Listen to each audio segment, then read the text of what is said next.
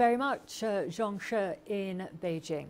Well, let's get you more on the Chinese president's visit to Africa. Well, earlier on, we spoke to Professor Macharia Munene.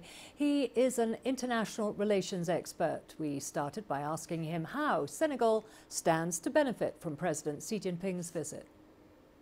Well, Senegal and China have been increasing their interactions.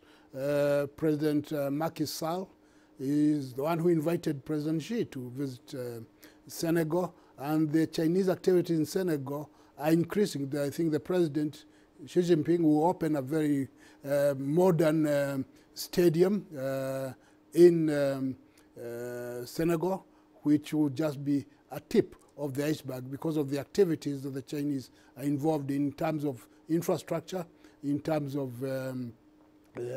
businesses and manufacturing. They are going, the Senegalese want more and more of the Chinese investments in the expansion of the economy.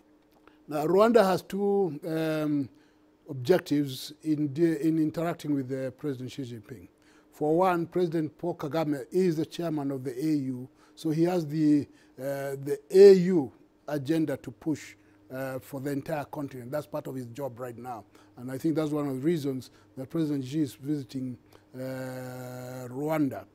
The other is that Paul Kagame, the president, invited President Xi Jinping when he visited China last year. And so this is kind of a reciprocal thing. For Rwanda, there's a lot of expectations in terms of the development of the infrastructure and linking with the neighborhood.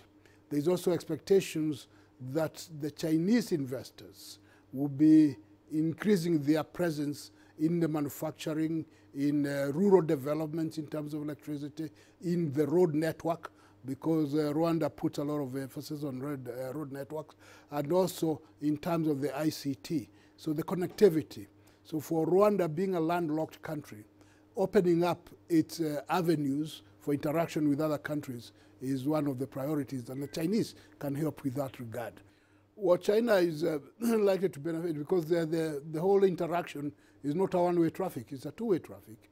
As I pointed out, there is always the global political dynamics. At the time when the world, mainly the conceptual West, appears to be confused as to the direction that it is moving, for China seems to be very clear. At present, it is the Chinese who appear to be advocating free trade, for which Africa also is interested in, as opposed to the West. Of course, apart from that, there is the political interest that China has in good development in Africa, in stability, and also associated with that are the resources that it needs for its own manufacturing, for its own economic growth. And since China is the economic engine of the world, there is a symbiosis between the two sides, that the African countries may have the resources that the Chinese need, and the Chinese have the expertise in terms of infrastructure development that the Africans need. So there is a convergence of interest which is likely to take place.